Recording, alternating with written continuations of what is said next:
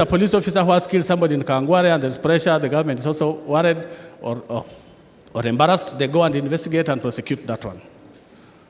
But killings such as what is going on today during protests, we have never had IPOA prosecute officers for killings during protests because those are state-sanctioned killings.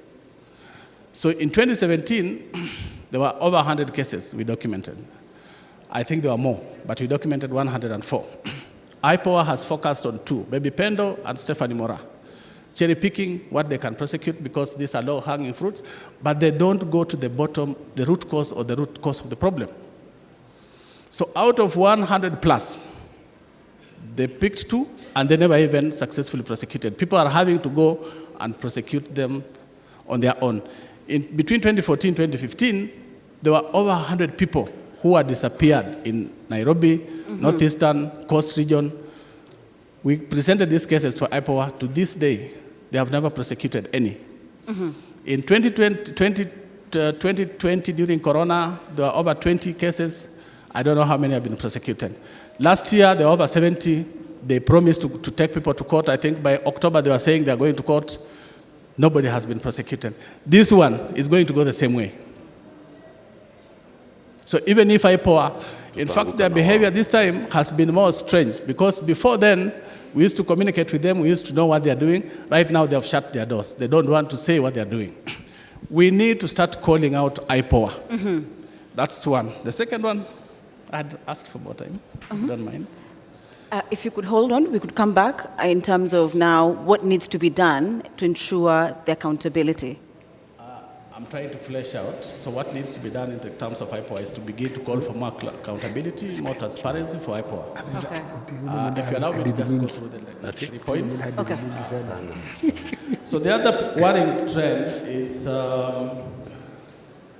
when it comes to accountability, especially where there are killings, like what we have now, police are refusing to do their bit.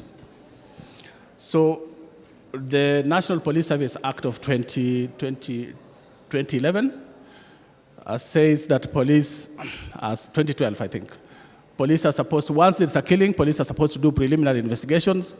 The commander is supposed to share details of that investigation with IPOA, with the Inspector General. Then IPOA picks up from there to start investigation. That preliminary investigation never happens. So IPOA has to start struggling to understand which police officer shot, what happened, what were the circumstances of the shooting. That should have been in the preliminary report. And then the second thing is that when killings happen in a setting like what we have today, the demonstrations and the protests, what is supposed to guide IPOA in investigating those cases is what is called the operational order, which is basically says which police were deployed where and which orders were they given. And then the second one is what is called the Register of Movement of Arms and Ammunition, which basically gives you now, narrows down when somebody is killed to understand who had which ammunition, who had which gun, and who was where. So when the investigations come, like in Kisumu, a lot of the killings that happened in 2017, police refused to hand over the Register of Movement of Arms and Ammunition. Police refused to hand over the operational order. So it became impossible to understand who shot where, but they're covering themselves up. But they only do that because of lack of political will. What they're doing is political. It's a political order to kill. So what's the problem there? It is lack of police independence. And it takes us back to the struggle of the second struggle, which was to ensure we have an independent police authority. And then the other is the issue of the new trend that we have seen from 2017 is the role of the hospitals and mortuaries. So in the past, you will go to a hospital and a mortuary, and quickly you get the register and get to know who has been brought in, who was shot, who was killed. And then you get to know their names and you get to know their injuries. Today, what they are doing is that they have created 2 registers. And that's why I was cautioning our colleagues in Githurai, don't say you have only 2 or 3 killings, because you don't know the killings. Or we went to Kenyatta Hospital and we found 3 bodies. you need to do more to understand how many people have been killed. Right now, I'm hearing people say 50 people have been killed. It's not 50. You don't know. Because what's happening in mortuaries is that they cleared 2 registers. So the front one is the normal one, where they put like 3 or 4 cases. So when you go to look for people who have been killed, they show you that one. But there's another police register, where they have all the other bodies. So after 25th, the invasion of Parliament, at City Mortuary they had 6 bodies. And we're wondering, but how can they be 6 when even at Parliament alone, we know that at least 8 were killed? And they refused, they just said 6. Later on, we came back and talked to the staff, and we realized there were other bodies being hidden elsewhere which were not in the register. And that is happening not just there. We saw it in Kisumu in 2017. They hide those bodies, and they make sure you never get to know what exactly happened. We also know that sometimes they don't take those bodies to the mortuaries. In Kisumu, we discovered bodies, I think bodies were discovered in Lake Victoria, at around 26 bodies, 3 or 4 months later, after we had looked for bodies in JTRH, in Kisumu District Hospital, everywhere. There were no bodies, but they had been thrown elsewhere. Even this one, let us be very careful, because we don't know where those bodies are. Thank you so much for that. Going back to Bonnie, you spoke about the opposition wanting to take this civic engagement that we've seen in Kenya for the last 4 weeks. What is your reaction? Do you feel they're bringing back the political rhetorics and reaping where it's not so? It's a betrayal of the people. So one of the constant factors in the last 20 years has been Raila Odinga. He shook hands with Moi, shook hands with Kibaki, shook hands with Uhuru. Now he's doing that with RUTO. But every time he does that, he betrays everyone who was involved in the movement. I covered post-election violence in 2007, and the victims were never compensated. I heard Cyprian say the number was like 7,000 people died, but the government claims about 1,200 people died. But there was no compensation and there was no justice. And the difference between that time and this movement is that one of the things that people are saying in the streets is that we must have accountability, and we must have justice, and we must have reparations. So we must compensate the people who have been killed by the police, and we must get the killer cops to be arrested. On Tuesday, we're going back to the streets to demand Kome to resign. But if you look at Raila Odinga, he has never demanded for those things. Every time he shakes hands and gets a deal, he doesn't talk about compensation for lives or justice for the victims. He moves on. He's a mercenary, actually, basically. That's what Raila has become over the years. So yesterday I was in a space with his son, and I told him, go and tell your father not to betray his grandkids. Because basically the guys in the streets are actually his grandkids. I can be Raila Odinga's son because I'm the same age with Raila Jr. But the people who are protesting and leading this protest are 18, 19-year-old, 20-year-old kids. And they're saying, we got this. So I'm just telling the politicians, lay off these demonstrations and protests, let these people articulate their own issues. And the thing about dialogue, how do you go dialogue with politicians and it's the kids in the streets? And all they're asking for is the upholding of the Constitution. There's no new ask by these young kids. They're not saying that start new laws. No, they're saying the existing laws work. Implement the Constitution fully. That's where the fight is at. So our ask for everyone who is here and people who can talk to Raila Odinga and online and offline is tell him not to make this movement a barrier issue this weekend. Because what politicians do over the weekend, they go to churches and burials and try to set the agenda of the week. And what they're trying to do, when they do that, they're deflecting young people and make them keep off. Because the reason why they're in the streets, they're saying they're tribeless, they're partyless, and they're leaderless. But the moment someone's trying to insert themselves as their leader, you just spoil everything. So I think it is in bad taste for someone who's not in the streets. In this particular, the last 3 weeks, and people have died to come in and try to speak on their behalf.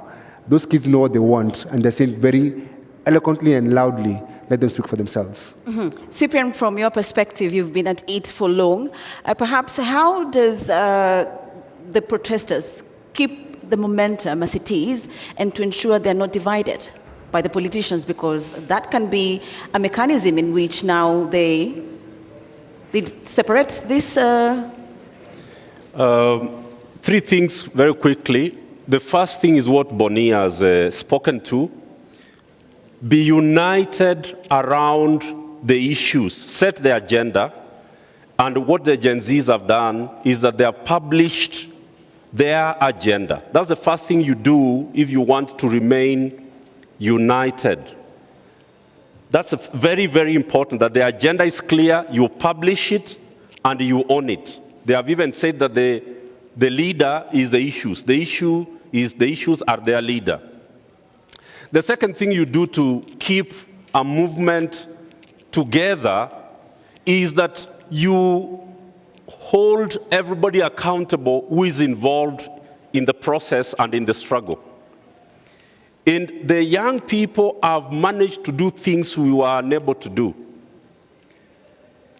I don't want to give you details, but let me tell you one story. In the year 2000, we were 1,500 of us here, and we only had 2 mobile phones, James Orengo and Munuve.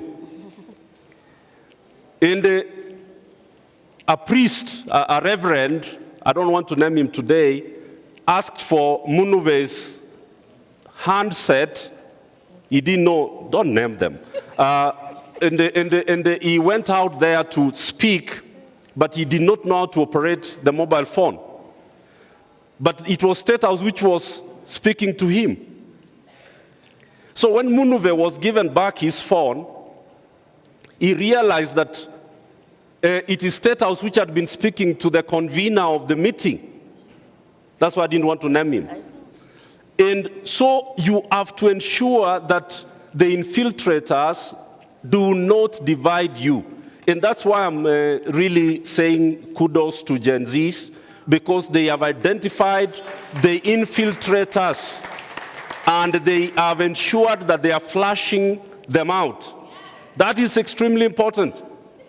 People should know, and what you've done, what they have done is really powerful, because they have even, moved out of people's YouTube and whatever, so that they pay the price.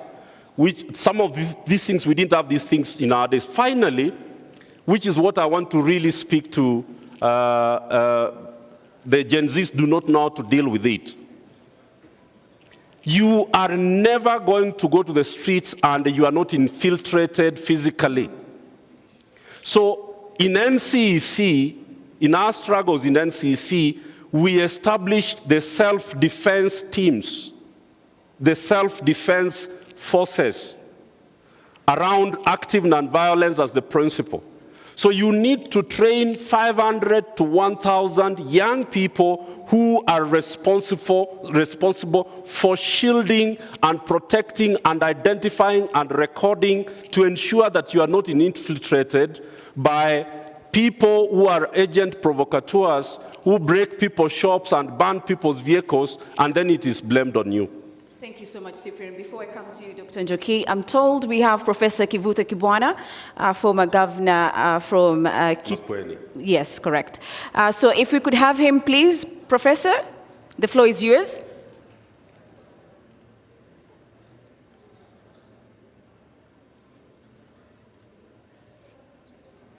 Hello? Thank you so much, Prof. Please carry on. Okay. First of all, I really want to, put my hat off for these young people, the Gen Zs, who have done something one can equal to the Mau Mau of the 50s, not even the NCA, NCC struggle of the 90s, and this is huge.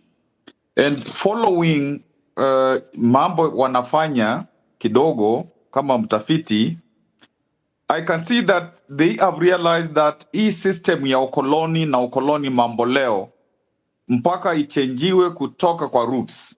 And I think that's the biggest thing that I have, seen from the struggles and from their work.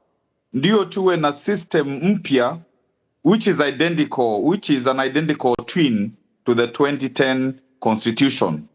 Na jinsi ilisemekana hapo awali, nafikiri ni Houghton, somebody said this, ni kazi ngumu na ni marathon, so that people don't think it's a quick fix.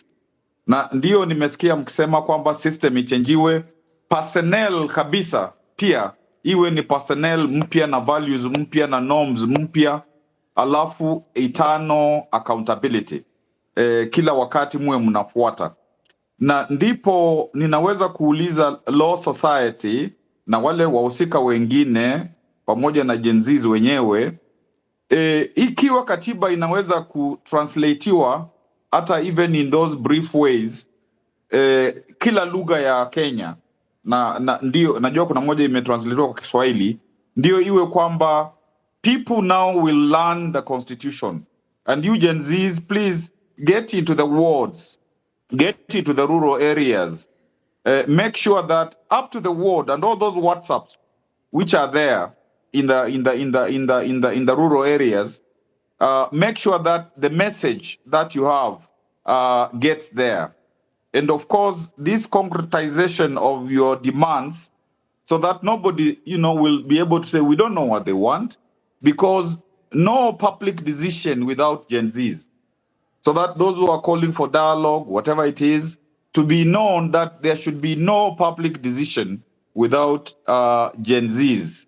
I think that becomes very, very, very important. And the Occupy movement, my understanding of this movement from watching, listening, and so on, is you occupy any institution, you occupy any space, so that you get out the old ideas, the old values, and then you infuse new values within that particular movement. So it's symbolic, and that's why the artists, the comedians, and so on, the energy they are bringing and the innovation they are bringing in terms of really trying to change our country is very, very important. Because before, comedians were said, these are just people who make others laugh. But this is like the beauty of the Gen Z movement is it is functional leadership. If there is a job to be done, there is people are told do that, and they do that. It is not the hierarchical thing that the system wants, so that they can pinpoint who are the leaders that we can buy, or who can we actually replace their leadership with the functional leadership, with our own leadership, people that we ask to be leaders, so that they can derail the movement. And so please continue with that complexity. I don't know, and also like the social justice centers, they should go to the informal settlements and make sure that these people are being confused to be goons, to be told that the fight is bigger than being given 500 bob or 1,000 bob every day to do, things that are not correct. If I was there was 2 minutes, I could read a poem I wrote in 2021 for young people of Africa, but I don't know whether there is that time, because I know that many people want to speak. But Law Society, please continue with this Citizens Assembly, because this is important, and all those ex-space bunges, they are very, very, very important for the future of our country. I don't know that I would have 2 minutes to read a poem which I wrote for young people. If there is, yes. If not, another time. Do we have the 2 minutes, Director? Please carry on, Professor. If you can shorten them. I can do so. Please do so, but if you can put it more tightly because of time.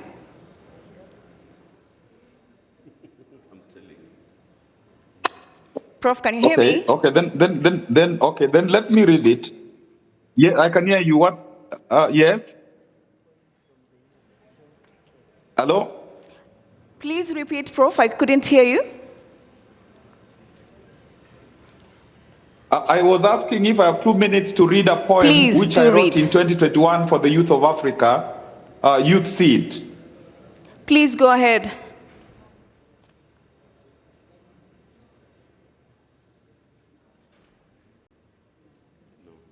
Prof, can you hear me?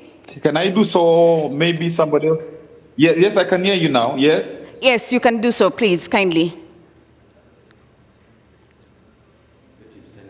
Okay. Youth Seed for the youth of Africa. If Africa is eclipsed by a dark continent, the sun to beam humankind's oasis of civilization is a swarming rays of youth. Some say Africa's youth is unschooled, restless, boisterous, uncouth, high voltage. However, young people are the eternal reservoir for nourishing Africa's modernity. If the continent and our youth fail to enact a symbiotically binding social contract, we have entombed Africa alive. How many generations must we miscarry before we can procreate seminal life? In traditional Africa, when fire died from the earth, a child was sent to a neighbor's to borrow fire. Mother Africa, you must dispatch your youth corps to retrieve fire from society's ashes so as to illuminate and warm Azania. The youth's essence are energy, inspiration, vitality, creativity, resilience must never again be hijacked. Young persons must renounce the culture of youth for hire. Instead of degrading itself in wild orgies, youth must turn healer. Its spirit must soak Africa, become the miracle remedy of our cancers, union of Africa's body and soul. Youth must gather its talents. Youth must conserve its latent force. Youth must own itself. Youth must purify itself. Youth must organize. Youth must mobilize. The world is the youth to subdue. Youth must command the world. The tremor of young people's power, which will smash Africa's barren past, which will reassemble Africa's majesty, is rumbling. Listen, prepare, give way. Victory is as certain as sunshine. Africa must endearingly embrace our youth. Youth must draw Africa to its loving heart. Africa must palaver with our youth. Youth must make conversation with youth. Youth must dialogue with Africa and the world. Africa must befriend our youth. Youth must reinvent love. Youth must proclaim we must live love. Youth must transform itself worthy heir of Africa's struggle tradition during its pilgrimage to Africa's bosom. Africa's youth must open its eyes to survey the panorama of opportunity as it prepares to awaken the snoring, lethargic proverbial giant. Africa's renaissance is youth renaissance. Africa's youth, the future is here, the future is the present, the future is now. Just to finalize, because it's long, youth must birth our Africa. Always remember, sacrifice, pleasure, pain, blood, and joy are companions of every noble birth. Youth of Africa, your Africa is waiting. Don't keep our people slaves any longer. Unchain their mind. Let them be truly free at last. Africa and your youth, where is your redemption anthem? Thank you. Thank you so much, Professor. Let's give him a round of applause.